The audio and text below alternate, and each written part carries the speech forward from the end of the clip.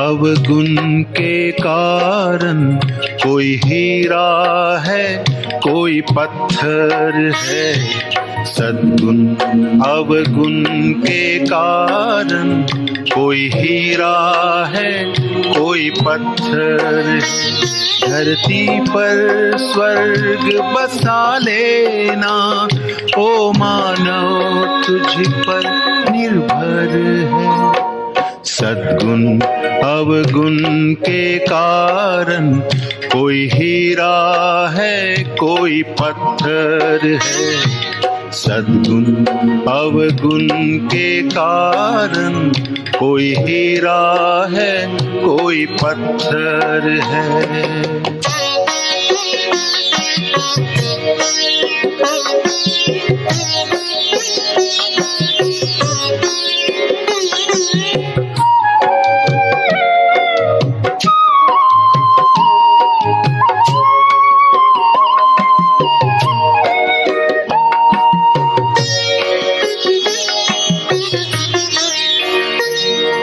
दीप से दीप जलाता चल, तू सबको गले लगाता चल।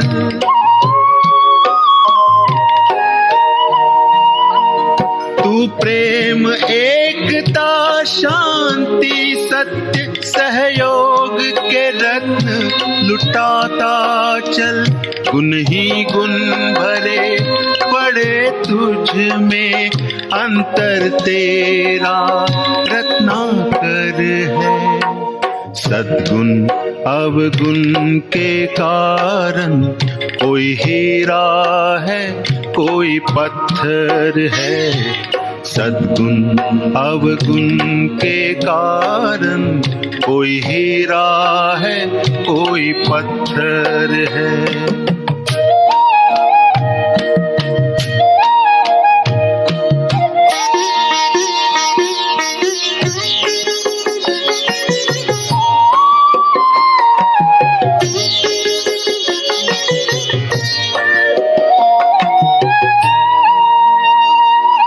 नदी न अपना जल पीती है, पेड़ न अपना फल खाते।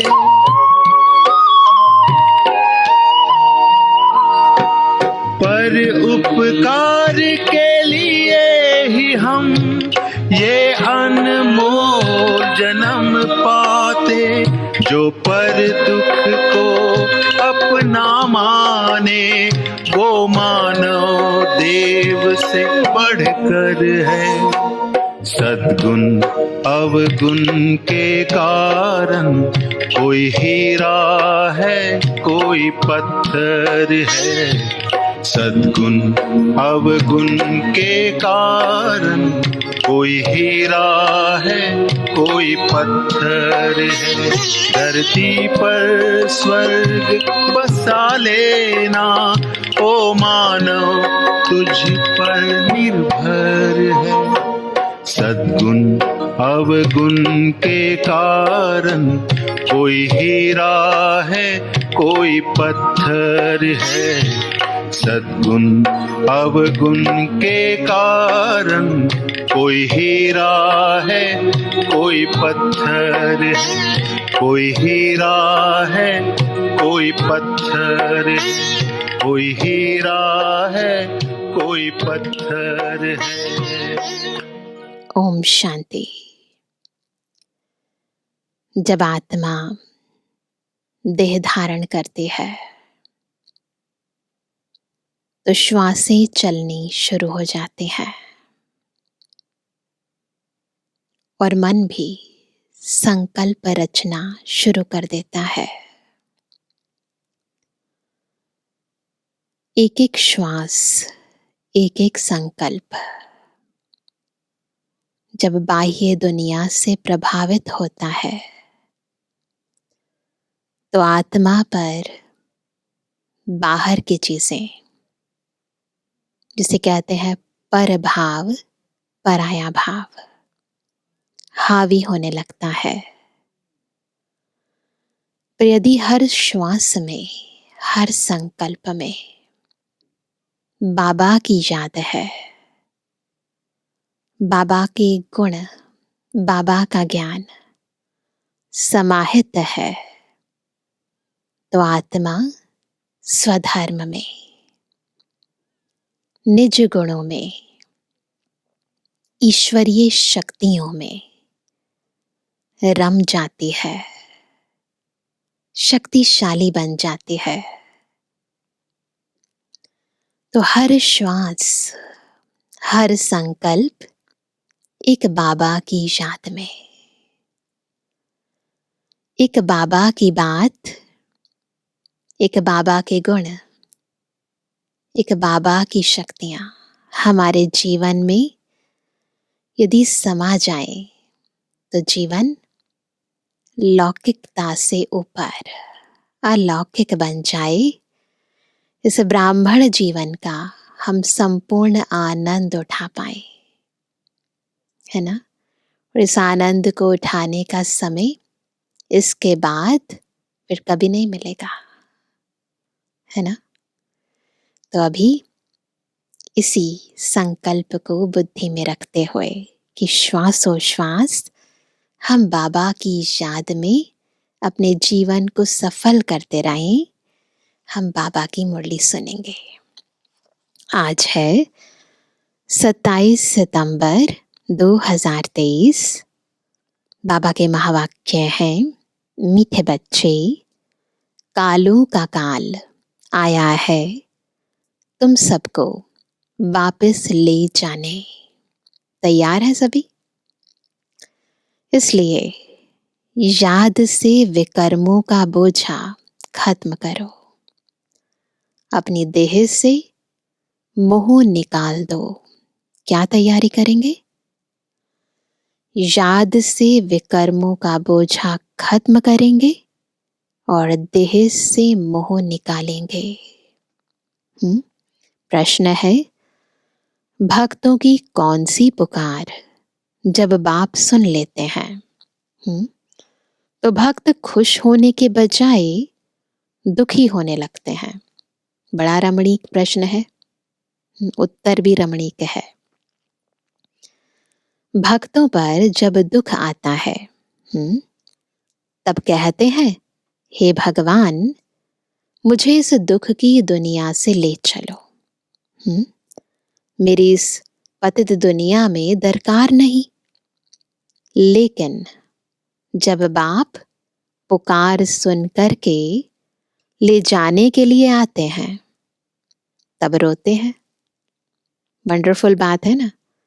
डॉक्टर को कहते हैं ऐसी दवाई दो जो हम तंदुरुस्त हो जाएं, तो बाबा आया है ले जाने के लिए और बच्चे क्या कहते हैं कि दवाई ऐसी दो जो तंदुरुस्त हो जाए, ऊपर जाना ना पड़े, है ना। एक बनाया हुआ ना नाटक भी, स्वर्ग में एक सीट खाली है, तो पहले तो भगवान को बुलाते रहते हैं कि आ जाओ हमें ले जाओ, और जब भगवान आते हैं नारद मुनि कहते हैं ना कि चलो स्वर्ग में सीट खाली है, तो फिर क्या कहते हैं कि हमें ठीक कर दो, हम नहीं जाना चाहते।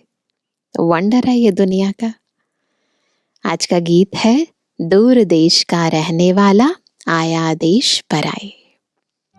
दूर देश का रहने वाला आया, आया देश पर आए। दूर देश का रहने वाला आया, आया देश पर आए।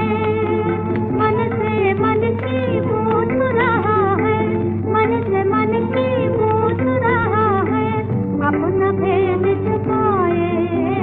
दूर देश का रहने वाला आया, आया देश पर आए।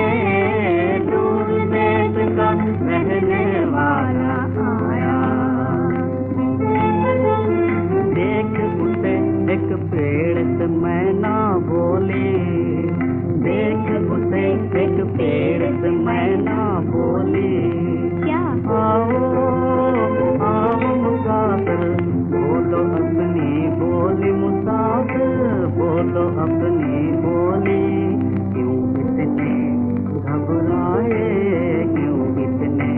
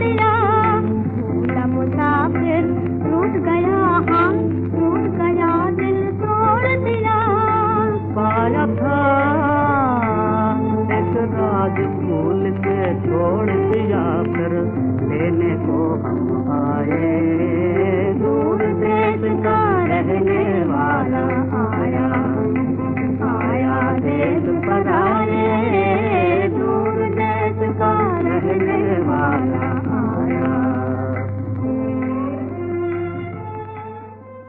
ओम शांति। दूर देश में बाप भी रहते हैं और तुम बच्चे भी रहते हो। अब यह बाप यहाँ क्यों आया है? क्यों आया है? दूर देश का बाप इतनी दूर से यहाँ क्यों आए हैं? बाप को क्यों याद करते हैं? हे भगवान, आओ, आकर के हमको वापस ले जाओ। यह आत्मा कहती है, अपने घर मुक्ति धाम ले जाओ। यह तो जैसे कालों के काल को पुकारते हैं।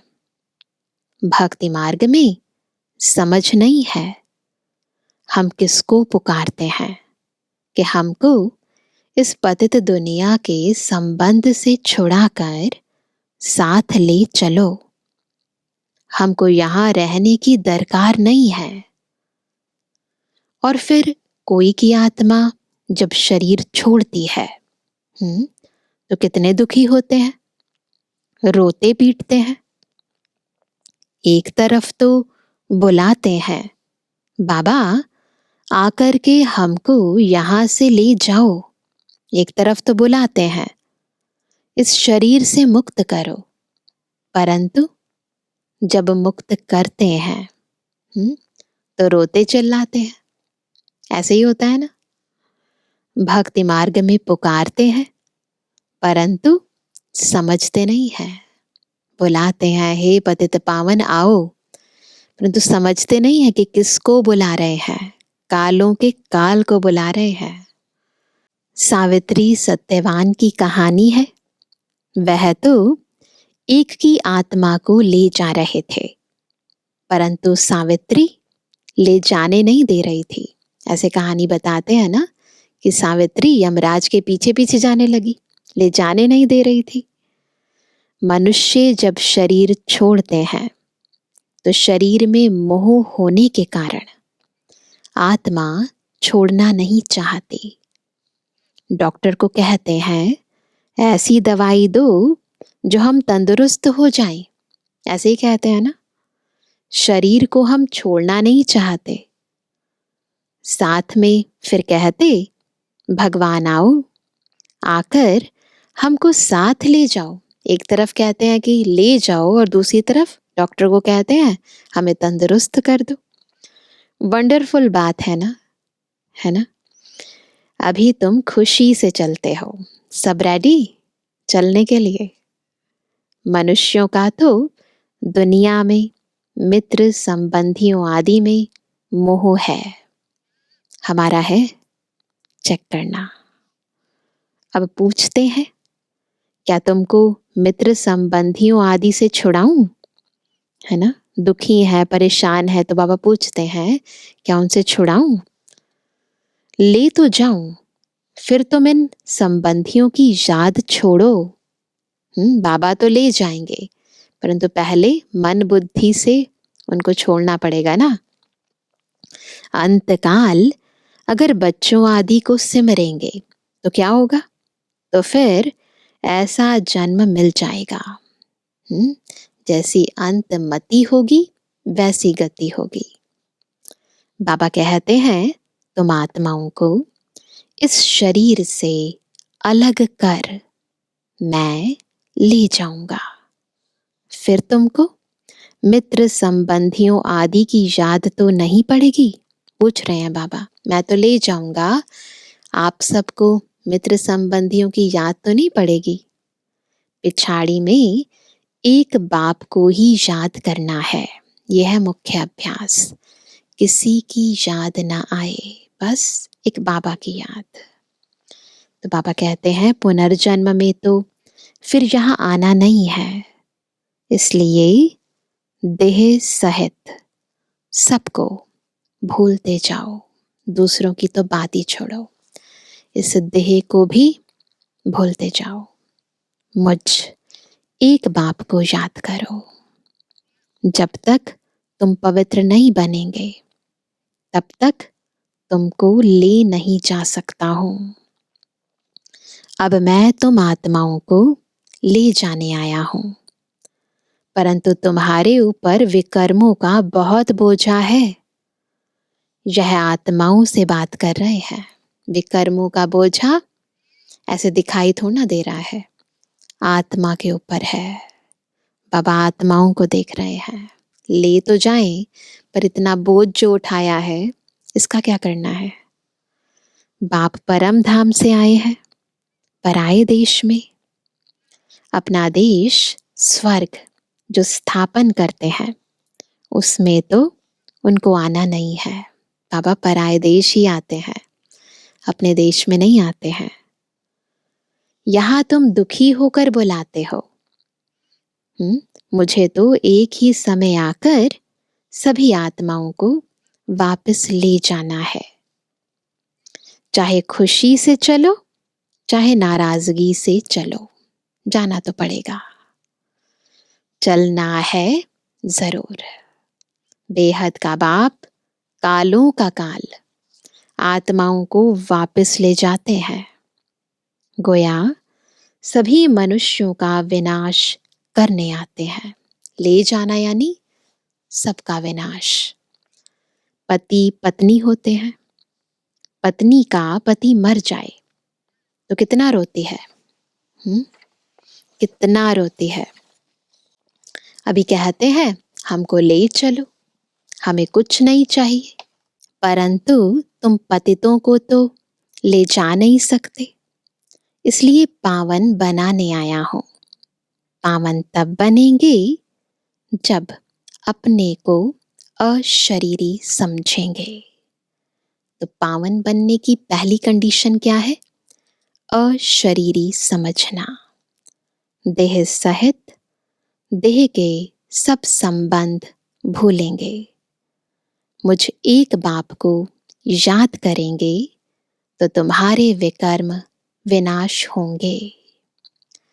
युक्ति तो बहुत अच्छी बतलाता हूं कल्प कल्प, पर फिर युक्ति पर चलना भी तो होगा ना। युक्ति से मुक्ति मिलती है।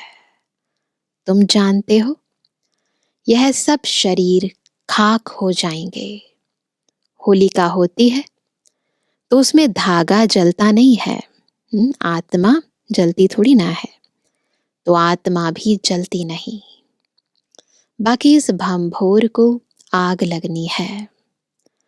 सभी शरीर जलकर खाक हो जाएंगे और आत्मा शुद्ध हो जाएगी।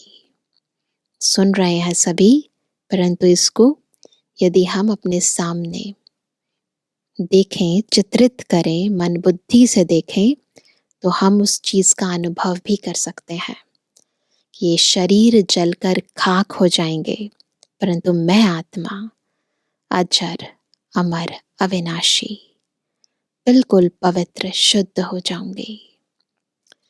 आत्माओं को शुद्ध बनने के लिए निरंतर देही अभिमानी बनने का पुरुषार्थ करना है। पुरुषार्थ सब करते हैं, परंतु निरंतर ये पुरुषार्थ करना है। देह होते भी अपने को आत्मा समझ बाप के साथ योग लगाना है। जैसे सन्यासी लोग ब्रह्म अथवा तत्व से योग लगाते हैं, कहते हैं हम तत्व में लीन हो जाएंगे, ऐसे कहते हैं। तत्व से बुद्धि योग लग जाता है, ब्रह्म महातत्व में लीन हो जाएंगे। ऐसे नहीं कि शरीर छोड़ देते हैं, ऐसे नहीं होता। समझते हैं तत्व से अथवा ब्रह्म से हम योग लगाते लगाते ब्रह्म में लीन हो जाएंगे। इसलिए हम उनको ब्रह्म ज्ञानी, तत्व ज्ञानी कहते हैं। तत्व का ज्ञान है। तुमको ज्ञान है, क्या ज्ञान है? हम आत्माएं तत्व में रहती हैं। तत्व से योग नहीं लगाना है, पर हमें पता है कि हम तत्व में रहती हैं। वह समझते हैं हम उस तत्व में लीन हो जाएंगे। अगर कहें हम जाकर वहां रहेंगे तो भी ठीक है। तो भी ठीक है। आत्मा लीन तो होती नहीं है। आत्मा तो है ही ना, सदा है, सदा रहेगी, तो लीन तो नहीं होती है ना। बुदबुदे का मिसाल देते हैं। लेकिन वह तो रॉन्ग है। आत्मा का अस्तित्व कभी भी मिटता नहीं है। ज्योति में लीन होने की बात ही नहीं है। होने की तो बात छोड़ दो। तो बाबा कहते हैं अविनाशी आत्मा में सारा पाठ भरा हुआ है, जो कभी विनाश हो नहीं सकता। आत्मा अविनाशी है। आत्मा में नूंधा हुआ पाठ भी अविनाशी है। सन्यासी विकारों का सन्यास करते हैं, बाकी वापस तो कोई जाते नहीं। वापस थोड़ा ना जाते हैं, यहां ही पुनर्जन्म लेते रहते हैं। वृद्धि होती जाती है। सबको सतो रजो तमो से पास होना ही है। ऐसा नहीं होगा कि कोई इस सृष्टि में आए और फिर 1-2 जन्म के बाद वापस चला जाए। नहीं, कितना भी सन्यास करो, ब्रह्म में लीन होने का अभ्यास करो, जंगल में जाओ, लेकिन सृष्टि का नियम जो है वो यही है कि हमें पुनर्जन्म में आना ही है। ड्रामा में यह सब नूंद है। अभी तो देखो बीमारियां भी कितनी अनेक प्रकार की निकली हैं, पहले इतनी नहीं थी। ड्रामा में यह सारी नूंद है। तुम बच्चे जानते हो, बाबा आया ही है सब आत्माओं को वापस ले जाने। तो ये सब तैयारियां तो होनी है, जाना है ना। कहते हैं बाबा हमको वापस ले चलो। मुक्ति, जीवन मुक्ति तो सबको मिलनी है, तो वापस तो जाना ही है। परंतु सब सतयुग में तो नहीं आ सकते। जो जिस समय आते हैं उसी समय उस धर्म में ही फिर आना पड़ेगा, है ना। तुम जानते हो फलाने फलाने धर्म फलाने टाइम पर आते हैं। हम जानते हैं ना, बाबा ने सब समझा दिया है। बाबा भी कल्प पहले मुआफिक आया हुआ है। इतनी सब आत्माओं को वापस ले जाएंगे। इस धरनी को कितनी खाद मिलनी है। इतने सब शरीर खत्म हो जाएंगे तो कितनी खाद मिलेगी। नई दुनिया को भी खाद चाहिए ना। तो सब मनुष्य जानवर आदि खत्म हो खाद बन जाएंगे। फिर सतयुग में कितना अच्छा फल देते हैं, जो तुम बच्चों ने साक्षात्कार भी किया है। ऐसे थोड़ी ना धरती को इतनी खाद मिली होती है तभी तो इतना अच्छा फल देती है। तुम बच्चे जानते हो बाबा कालों का काल है। सब कहते हैं बाबा हम खुशी से आपके साथ चलते हैं, हमको ले चलो। हमको यहाँ बहुत दुख है। यह है ही दुख देने वाली दुनिया। दुख धाम में एक दो को दुख देते रहते हैं। अपार दुख है। अब तुमको सुख में ले जाने आया हूं। अब एक को याद करेंगे तो वर्षा पा सकेंगे, नहीं तो राजाई का वर्षा पूरा पा नहीं सकेंगे। पूरा पाना है तो पूरा याद में रहना है। फिर प्रजा में चले जाएंगे। बाप आकर राजाई का सुख देते हैं। और कोई भी धर्म स्थापक राजधानी स्थापन नहीं करते हैं, केवल बाबा राजधानी स्थापन करते हैं। यह तो राजधानी स्थापन कर रहे हैं, है ना, गुप्त वेश में। सब कुछ हो रहा है गुप्त रीति, गुप्त रूप से। बाबा की मुरली हम सुन रहे हैं, परंतु कितना सुन रहे हैं, कितना समा रहे हैं, कितना स्वरूप में ला रहे हैं, ये सब गुप्त रूप में हो रहा है। और इस पढ़ाई के आधार पर ही पद निर्धारित हो रहे हैं, सब गुप्त। तो बाबा कहते हैं कोई को पता नहीं है कि सतयुग में लक्ष्मी नारायण की राजधानी कैसे स्थापन हुई। शरीरधारी देवताएं कहाँ से आए, कहाँ से आए? जबकि कलयुग में असुर थे, असुरों और देवताओं की लड़ाई तो चली नहीं है। ऐसा कुछ हुआ थोड़ी ना है जो दिखाया गया है, बताया गया है शास्त्रों में। न लड़ाई की बात है, न विकार की कटारी चलती है। फिर क्यों दिखाते हैं? लड़ाई लगी, कौन सी लड़ाई लगी, कहाँ लड़ाई लगी? मुझ गए हैं। सृष्टि तो वही है, सिर्फ समय बदलता है। यह है बेहद का दिन, बेहद की रात। सतयुग त्रेता को दिन कहा जाता है। यहाँ तो लड़ाई होती नहीं, परंतु वह राजधानी उन्हों को कैसे मिली? कलयुग में तो राजधानी है नहीं। कहते हैं बाबा वंडरफुल है आपकी स्थापना का कर्तव्य। इतने बच्चों को सुखी बनाते हो, बाकी हाँ, अपने अपने पुरुषार्थ अनुसार ऊंच पद पा सकते हैं। तुम जानते हो 5000 वर्ष बाद परम पिता परमात्मा आते हैं। भल करके कोई प्रभु, कोई गॉड कहते हैं। पिता तो है ना। पिता कहना कितना अच्छा है, अपनी अपनी भाषा में बोलते हैं, परंतु पिता कहना कितना अच्छा है। ईश्वर हमारा पिता है, शिव बाबा है। सिर्फ प्रभु कहने से इतना मजा नहीं आएगा। गॉड कहने से सर्वव्यापी समझ लेते हैं। फादर कहा जाए तो सर्वव्यापी कह ना सके, तो दिल से कहो मेरा बाबा, है ना। पापा कहते हैं फादर कहा जाए तो सर्वव्यापी कह ना सके। अब तुम आत्माएं सुन रही हो, अब आत्मा समझकर हम कहते हैं मेरा बाबा। पहले भले कहते थे परम पिता परमात्मा, ओ गॉड फादर, पर फादर की भासना नहीं आती थी। परंतु अब तुम आत्माएं सुन रही हो, समझती हो, हमारा बाबा आया हुआ है, हमको योग से पवित्र बना रहे हैं। तो बाप, टीचर, सतगुरु को याद करना पड़े।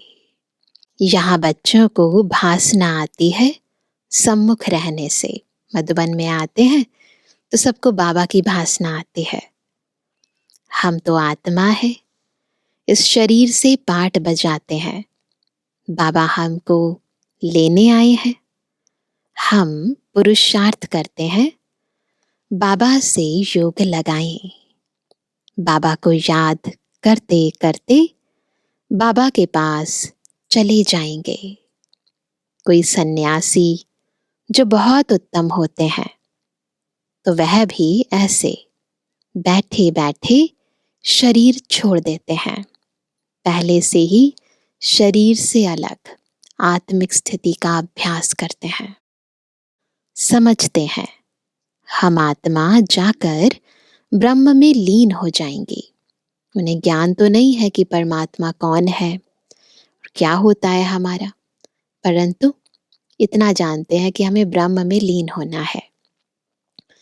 सभी मोक्ष अथवा मुक्ति के लिए ही पुरुषार्थ करते हैं, क्योंकि संसार में बहुत दुख है, तो दुख से मुक्त होना चाहते हैं, इसलिए मोक्ष अथवा मुक्ति चाहते हैं।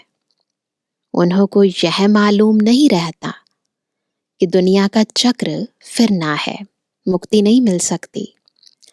हमारा पाठ जरूर अविनाशी होना चाहिए। तुम्हारी बुद्धि जिन्न मिसल होनी चाहिए। जिन्न की कहानी कहते हैं ना, बोला हमको काम दो नहीं तो खा जाएंगे। फिर उसको काम दिया, सीढ़ी चढ़ो और उतरो। तो हमारी बुद्धि भी जिन्न के मिसल है, इसको बिजी रखना है, नहीं तो बुद्धि में व्यर्थ व्यर्थ जो ख्यालात आएंगे ना, वो आत्मा को खा जाएंगे। इसलिए परम धाम जाओ और फिर नीचे आओ। तुमको भी बाप कहते हैं मेरे साथ बुद्धि योग लगाओ, नहीं तो क्या होगा, माया जिन्न खा जाएगी। माया है जिन्न, योग लगाने नहीं देती है। अच्छे अच्छे पहलवान बहादुर को भी माया कच्चा खा जाती है। तुम जानते हो, बाबा सिखलाने आया हुआ है। कहते हैं बच्चे अब सम्मुख आया हूं, मुझे अब याद करो, नहीं तो माया जिन्न खा जाएगी। बाबा को याद करो, नहीं तो माया खा जाएगी। यह काम दिया जाता है तुम्हारे ही कल्याण के लिए। तुम विश्व के मालिक बन जाएंगे। हाँ, जिन्न के मुआफिक ऊपर जाने से फिर नीचे आने से, बार बार बाबा से योग लगाने से हमारा ही कल्याण होगा। हम विश्व के मालिक बन जाएंगे। अपने को आत्मा समझ शरीर का भान छोड़ देना है। सन्यासी माना देह सहित सब सन्यास। बाकी अपने को आत्मा समझना है। तुम जानते हो, ज्ञान और योग बल से बाबा हमको 100 देवी देवता बनाते हैं। राजाई स्थापन हो रही है, यह राजयोग है। यह बातें शास्त्रों में नहीं हैं। पांडव इतना राजयोग सीखे, फिर क्या हुआ? क्या हुआ दिखाते हैं ना, पहाड़ों पर गल मरे, है ना, कोई प्राप्ति नहीं हुई, बस जाकर पहाड़ पर गल मरे। फिर कैसे पता पड़े कि राजाई कैसे स्थापन हुई? तो वास्तविक कहानी क्या है, ये अब हम जानते हैं। अब इन बातों को तुम समझ सकते हो। बाबा कहते हैं अब मुझे याद करो और ट्रस्टी बनकर श्रीमत पर चलो। बाबा को याद करना है और दुनिया में रहते, गृहस्थ व्यवहार में रहते, ट्रस्टी बनकर बाबा की श्रीमत प्रमाण चलना है। हर बात में राय लेते रहो। बच्चों आदि की शादी करानी है, मना थोड़ी करते हैं। हर एक का हिसाब किताब अलग है। जैसे जैसे जो बच्चे हैं उनका हिसाब देख राय दी जाती है। कहेंगे बच्चों को शादी करानी है, भल करो। पैसा तुम्हारे पास है तो मकान भल बनाओ। कहीं डर के मारे पूछते नहीं हैं। बाबा कहते कि ऐसा नहीं है, बाबा मना थोड़ी करते हैं। मना नहीं है, मकान आदि बनाए, बच्चों की शादी आदि कराकर हिसाब चुकता करो। अभी समझते हैं कौन अच्छा पद पा सकते हैं। कितना डिफिकल्ट है। इसमें बड़ी दूरादेशी बुद्धि चाहिए। राजाई पानी है, राजाई पाना इतना भी सहज नहीं है, कम बात थोड़ी है।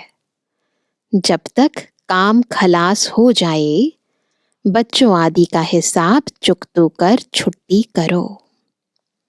कोई से हिसाब है, कर्जा है, वह तो पहले उतारो। स्थूल पहले हिसाब किताब चुकतो करो, सूक्ष्म हिसाब किताब फिर योग बल से चुकतो होगा। यह भी समझने की बात है। कन्याओं को कोई बोझा नहीं होता है। दुनिया में भी ऐसी जिम्मेवारियां नहीं सौंपते हैं कन्याओं को। तो इसलिए बाबा कहते हैं कि कन्याओं को कोई बोझा नहीं होता है, क्रिएटर को सब काम खलास करना है, फिर बाबा वारिस बना सके। माया भी अच्छी रीति खटकाएगी, माया भी कोई कम थोड़ी है, वो भी अपना पूरा जोर लगाएगी। परंतु तुम यह भी समझते हो, बाबा तो बहुत मीठा है। माया अपना काम करती है तो बाबा अपना भी काम करते हैं। सबको पवित्र बनाए वापस ले जाने आए हैं। ऐसे बाप में तो बहुत लव होना चाहिए। कितना लव होना चाहिए, है ना? कोई गिनती हो सकती है? कितना लव होना चाहिए। मीठी चीज है ना, सतयुग में अपार सुख है। इसलिए स्वर्ग को सब याद करते हैं। कोई मरता है तो कहते हैं स्वर्ग पधारा। कितना मीठा नाम है। जो पास्ट हो जाता है उसका फिर भक्ति मार्ग में नाम बाला रहता है। तो स्वर्ग पास्ट हो गया तो इसलिए भक्ति मार्ग में नाम बाला है। तो बाबा कहते हैं कि सतयुग त्रेता में यह बातें नहीं होती। वहां ऐसे नहीं कहेंगे स्वर्ग पधारा या कोई मर गया, नहीं। तो बाबा ने जिन्न का काम दे दिया है। सभी करेंगे। अपने को आत्मा समझ मुझे याद करो, नहीं तो क्या होगा? नहीं तो माया रूपी जिन्न तुमको खा जाएगा। तो माया का बनेंगे, माया खा जाएगी। माया का नहीं बनना है, हमें बाबा का बनना है। तो इसीलिए जिन्न के मुआफिक बुद्धि को बार बार निरंतर बाबा के साथ लगाते रहो। बाबा कहते याद करना पड़े, आत्मा निश्चय कर बाप को याद करना है। हाँ, शरीर निर्वाह अर्थ कर्म तो करना ही है। कई बार ऐसे सोचते हैं ना, बाबा ने कहा कि याद करना है तो बस याद में ही बैठ जाएंगे, काम नहीं करेंगे। याद रखें, काम तो करना ही है। 8 घंटा तो शरीर निर्वाह के लिए चाहिए, क्योंकि तुम कर्मयोगी हो। फिर तुम पुरुषार्थ करो। 8 घंटा अपने पुरुषार्थ के लिए भी निकालो। अपने को ऐसे समझो बस हम बाबा के बन गए, ऐसे समझो। यह शरीर तो पुराना है, इससे ममत्व मिट जाना है। ऐसे ऐसे ड्रिल करो। मिटते मिटते याद करते करते अगर किसका ममत्व रह गया, तो क्या होगा? अभ्यास कर रहे हैं, पुरुषार्थ कर रहे हैं, फिर करते करते कुछ रह गया तो राज्य भाग्य पा नहीं सकेंगे। तो कुछ भी ना रहे। विश्व का मालिक बनने में मेहनत चाहिए, मेहनत करनी है। ऐसे नहीं कि बस सुबह शाम याद में बैठे खत्म, नहीं, मेहनत चाहिए। बाबा आया है दुख धाम से लिबरेट कर ले जाने, इसलिए उनको लिबरेटर और गाइड, पतित पावन कहते हैं। पंडा भी है, समझाना है। रावण राज्य का विनाश और राम राज्य की स्थापना करने बाप को आना पड़ता है। वही शांति की स्थापना करते हैं। उनके जो मददगार बनते हैं उनको पीस प्राइज मिलती है। पीस स्थापन करने वाला ही पीसफुल राज्य देते हैं। वही मोस्ट बेलवेड बाबा है जो हमको कल्प कल्प वर्षा देते हैं। जितना श्रीमत पर चलेंगे तो श्रेष्ठ बनेंगे। तुम जानते हो, श्री श्री से हम श्री लक्ष्मी श्री नारायण बनते हैं। 21 जन्मों के लिए सूर्यवंशी चंद्रवंशी राजधानी स्थापन हो रही है। तो पूरी मेहनत करनी है, पूरा पुरुषार्थ करना है। अच्छा मीठे मीठे सिकंदर जवानी बच्चों पितृवानी बाप दादा का दिल जान सको प्रेम से नंबरवार पुरुषार्थ अनुसार याद कर। रूहानी बच्चों की रूहानी बाप दादा को गुड मॉर्निंग, नमस्ते नमस्ते नमस्ते। धारणा के लिए मुख्य सार। पहला, दूरांदेशी बन कर्म बंधन को समाप्त करना है। कोई भी हिसाब किताब व कर्जा है तो उसे उतार हल्का बन वारिस बन जाना है। दूसरा, कर्म योगी बन कर्म भी करना है। साथ साथ 8 घंटा स्व के पुरुषार्थ में देना है। सभी से ममत्व जरूर मिटाना है। वरदान है, प्रवृत्ति में रहते भी समर्पित हो सेवा की धुन में रहने वाले बाप दादा के दिल तख्त नशीन भव। क्या वरदान मिला? बाप दादा के दिल तख्त नशीन भव। कैसे बनेंगे? जब प्रवृत्ति में रहते भी समर्पित हो सेवा की धुन में रहेंगे, है ना। जो बच्चे प्रवृत्ति में रहते भी समर्पित हैं, उनके सहयोग से सेवा का वृक्ष फलीभूत हो जाता है। उनका सहयोग ही वृक्ष का पानी बन जाता है। जैसे वृक्ष को पानी मिलने से अच्छा फल निकलता है, ऐसे श्रेष्ठ सहयोगी आत्माओं के सहयोग से वृक्ष फलीभूत होता है। ऐसे सेवा की धुन में सदा रहने वाले, प्रवृत्ति में रहते समर्पित हो चलने वाले बच्चे बाप दादा के दिल तख्त नशीन बनते हैं। तो बनना है ना सबको, दिल तख्त नशीन। स्लोगन है, कम से कम समय में संकल्पों को मोड़ने और ब्रेक लगाने की युक्ति सीख लो तो बुद्धि की शक्ति व्यर्थ नहीं जा सकती। कम से कम समय में संकल्पों को मोड़ने और ब्रेक लगाने की युक्ति सीख लो तो बुद्धि की शक्ति व्यर्थ नहीं जा सकती। तो ये अभ्यास जरूर करना है। तो आज होमवर्क क्या करेंगे? बुद्धि को 1 सेकंड भी व्यर्थ बातों में, व्यर्थ की चिंताओं में, व्यक्त की बातों में व्यर्थ नहीं जाने देंगे। क्योंकि बुद्धि यदि व्यर्थ में गई, इसका मतलब माया हमको खा गई। तो इसलिए बुद्धि को जिन्न के मुआफिक ऊपर बाबा के साथ जोड़ेंगे और इधर कर्म योगी बनकर कर्म करेंगे। जैसे ही थोड़ा फ्री हुए, बुद्धि ऊपर, अगर ऊपर नहीं गई तो इधर उधर चली जाएगी। इसलिए पूरा अटेंशन देंगे सारा दिन। कर्म करते भी अगर 1 सेकंड भी फ्री हुई बुद्धि तो ऊपर बाबा से जोड़ेंगे। तो बिल्कुल फ्री नहीं छोड़ना, माया को हमें बिल्कुल चांस नहीं देना।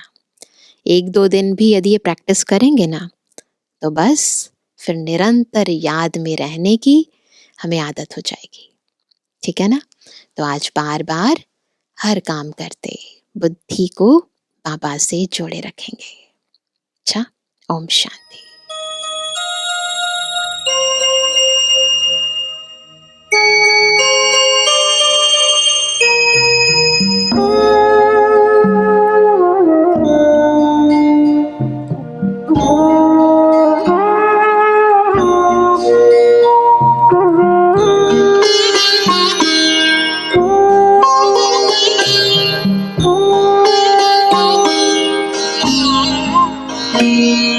ज्योति बिंदु परमात्मा से है मेरी आत्मा, अब चल कर ले मिलन। परमानंद का अनुभव कर, ओ परमानंद का अनुभव कर, तू धन्य बना जीवन। ज्योति बिंदु परमात्मा से है मेरी आत्मा, अब चल कर ले मिलन।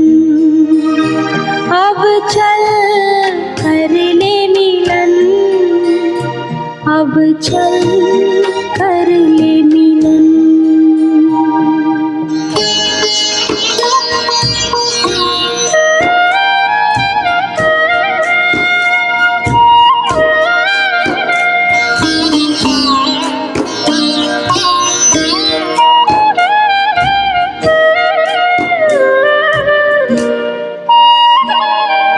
प्रभु की प्राप्ति का मूल मंत्र है संपूर्ण समर्पण।